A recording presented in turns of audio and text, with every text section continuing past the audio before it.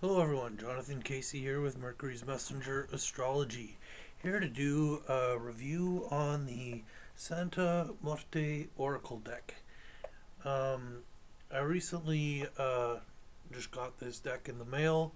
I got it to match my Santa Muerte tarot deck, which the artwork in both of these is absolutely gorgeous. I quite enjoy using the tarot deck.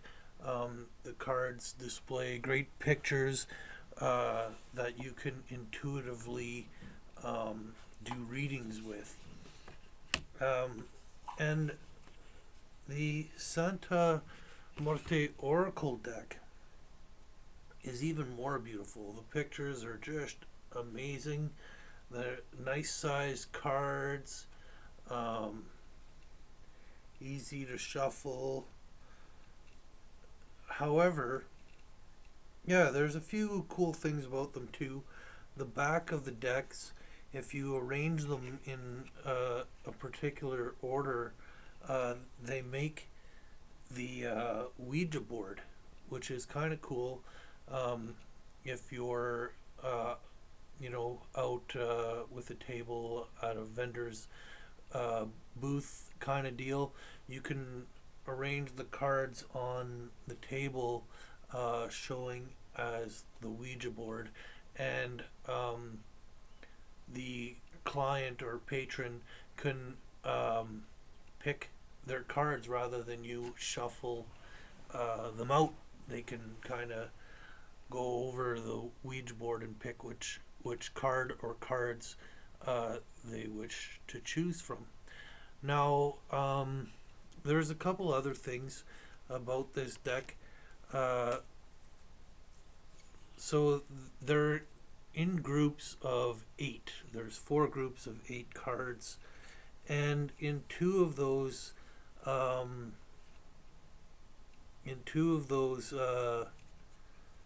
8 sections, the cards kind of, I don't know if these two in particular, hold on, let me see, 15 and 9, no. These two aren't meant to go side by side, but they are part of the same landscape, and they kind of fit together to make a picture. The other 8 that I'm thinking of forms a lot cooler of a picture. They really fit together quite nicely. I think I found 2 here that belong side by side that I'll just show you. All 8 would go and form a large landscape, but just for a quick reference, see how the tree connects and the yellow there kind of fits together. The pyramid fits together. So there'd be 8 cards in a row that would kind of create a picture like that. It's just fun little extras, that details that went into the creation of the cards. Now, the only real complaint that I have is there are 8 cards. 8 cards, this being one of the 8, that depict Aztec gods. Now, the reason why this is my complaint is because, one, I find it next to impossible to pronounce these gods, and then 2, like most decks or most cards is like, darkness, for example, action, harvest. They're all feminine, love. They're all pretty easy to for the most part to know the energies. But then when you get to these gods, it's like I feel somewhat stumped. I'm trying to memorize the energies or associate them to something, because them being the Aztec gods, they don't just have like they're the Aztecs were known as the people of the sun. Most of their, or a good portion of their gods, have something to do with the sun. Um, so I don't know if there's one particular sun god. This one here, however, I found was the one most associated with the sun, and you see the sun on the chest. Um, so that one's not too bad. It has to do with, you know, uh,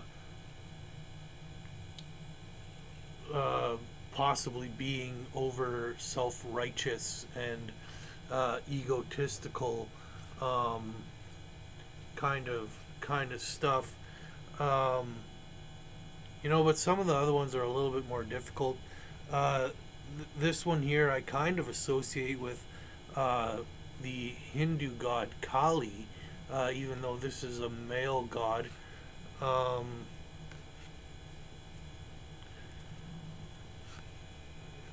this one here seems to be somewhat similar to Jupiter, but Jupiter as the ruler of Pisces, because this one here is a god of rain.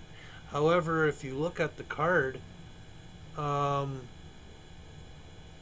I guess there is a little bit of raindrops here. They're not very bright, uh, but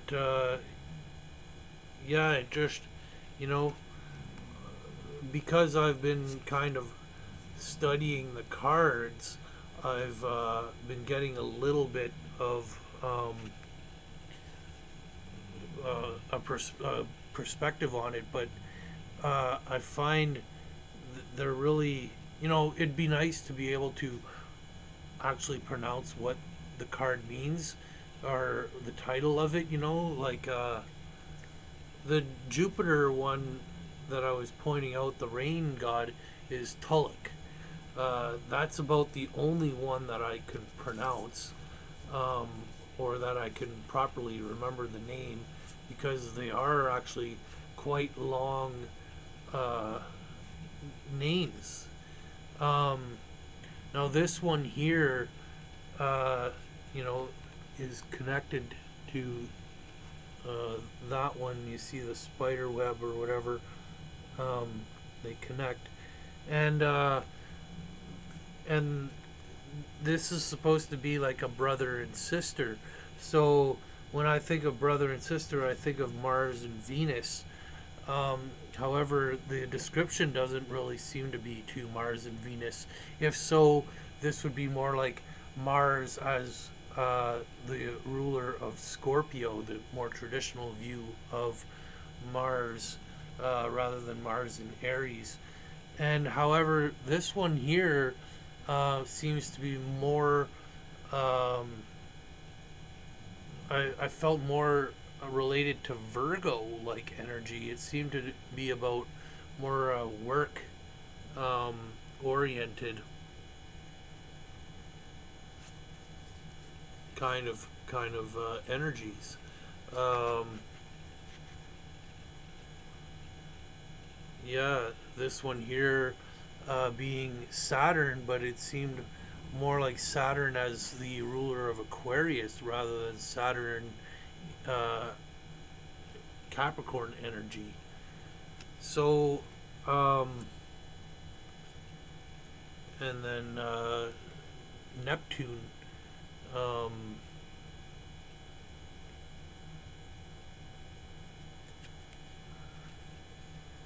well, you couldn't really say Neptune.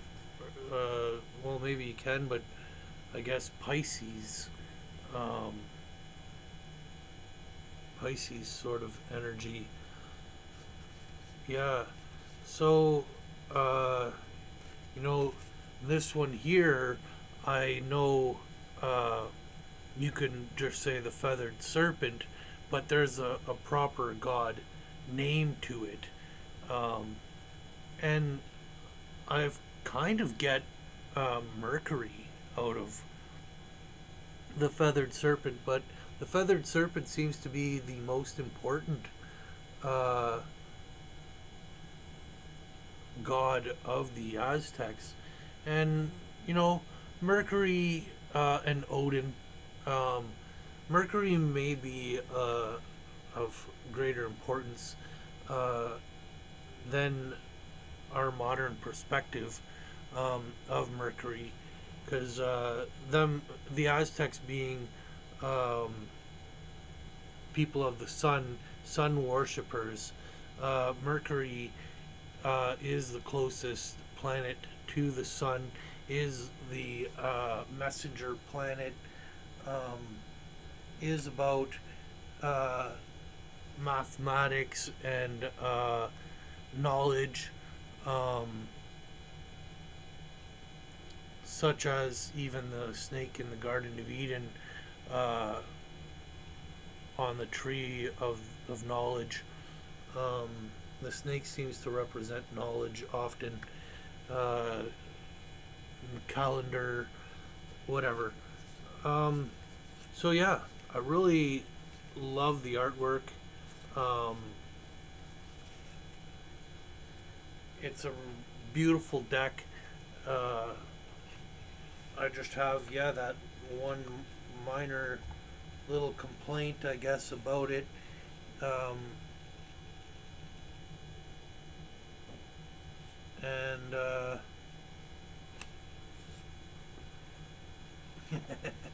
that's what I got to say.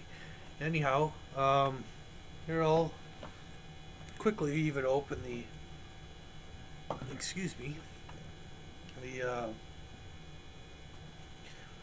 tarot deck. So the tarot deck's a little bit different. The cards are a little bit smaller. They do have the border that tells you what's up with the cards, but the artwork is just as beautiful. They're bright, colorful, nice gloss to them. The decks work well together. And yeah, I've been having a lot of fun using these. So, if any of you, I personally really enjoy combining Oracle and Tarot together. I shopped for matching decks, uh, and this being one of my favorite sets. These two are from the same artist, so they are most suited together. However, I do have a steampunk tarot deck and a steampunk oracle deck from completely different authors. However, they go extremely well together. And it's kind of cool because the tarot deck are actually larger cards than all my other tarot decks, and the oracle decks is tiny, is really small, and so there's a really I really like the opposing um, card sizes. Anyhow, that's about a completely different set. Nonetheless, doing a review on one, it's good to compare them to others. And yeah, I guess, I find the Tarot Santa Muerte deck, the cards are a little bit on the thick side, so they don't shuffle, like they don't slide well into each other. They kind of hit each other, and it's a little difficult to get a really good shuffle that way. That's the only real negative thing I have to say about the tarot deck. But overall, I really like these decks. They're a lot of fun. The artwork is beautiful. They offer a lot of intuitive interpretation, and I really find with that Ouija board background, it just adds an extra element to the showmanship of card reading for people, because people not only want the advice. They want the whole experience. They want to feel like they're getting their money's worth, like they got something out of it, both intellectually and um, and entertaining.